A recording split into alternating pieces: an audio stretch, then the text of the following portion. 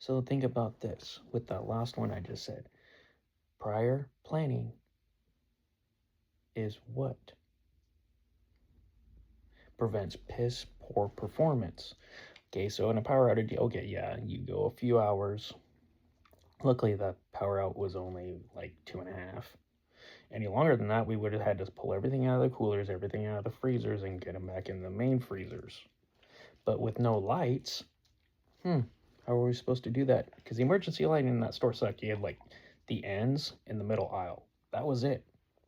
But like I said, 2.5 hours later, luckily it came back on. I think it was like an hour and a half, 2 hours, something like that. Maybe 2.5 at the most.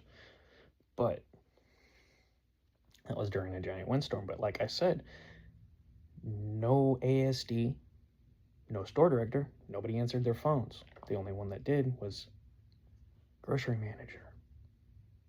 But wait a minute, she's the one paid hourly. The salary workers didn't answer their fucking phones.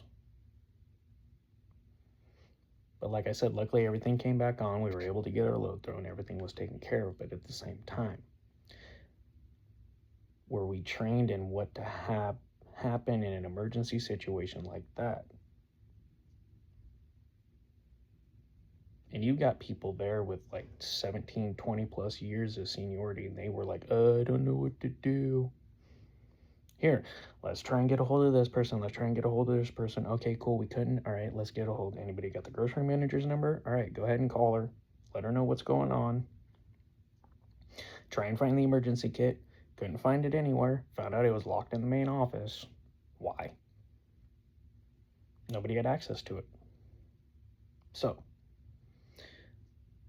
was that prior planning to prevent piss poor performance? Don't think so. Think about it.